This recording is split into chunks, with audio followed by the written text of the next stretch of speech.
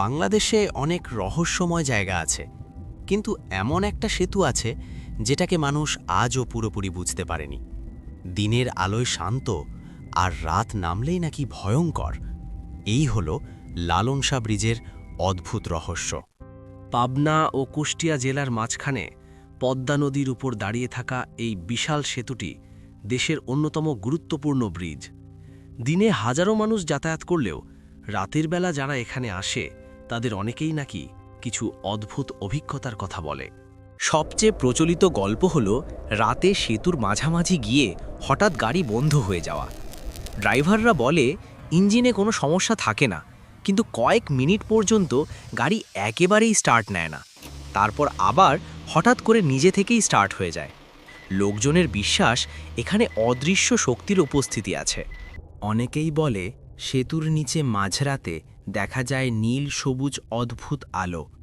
কখনো আলো হঠাৎ করে উধাও হয়ে যায়, কখনো পানির গভীর থেকে উপরে উঠে আসে। মাছ বা নৌকা দিয়ে এ ধরনের আলো হওয়ার কোনো যুক্তি খুঁজে পাওয়া যায়নি। বলা হয় বহু বছর আগে একটি নৌকা ঠিক এই সেতুর কাছেই ডুবে গিয়েছিল। সেই ঘটনার পর থেকেই নাকি রাতে কেউ কেউ পানির ওপর মানুষের ছায়া ভাসতে দেখেছে। কেউ আবার বলে নদীর ওপর ভেসে আসে কান্নার শব্দ। এই গল্পগুলো গারো চরাঞ্চলের এলাকায় আজও লোকমুখে প্রচলিত। রাতে ব্রিজের নিরাপত্তা কর্মীদের সবচেয়ে ভয়ের স্মৃতি হল পায়ের শব্দ।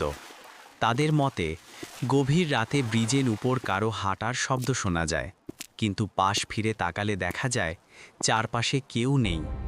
কেউ কেউ শপথ করে বলেছে ডান দিকে রেলিং টেনে ধরার শব্দও শুনেছে। এত সব ঘটনা কি সত্যিই অতি প্রাকৃত কিছু, নাকি মানুষের কল্পনা? বিজ্ঞান অনেক ব্যাখ্যা দেয়, কিন্তু কিছু রহস্য এখনও অমীমাংসিত। লালন শাহ ব্রিজ শান্ত নদীর বুকে দাঁড়িয়ে থাকা এক অদ্ভুত রহস্যের জায়গা। একদিন রাতে তুমি কি সাহস করে এখানে আসতে পারবে?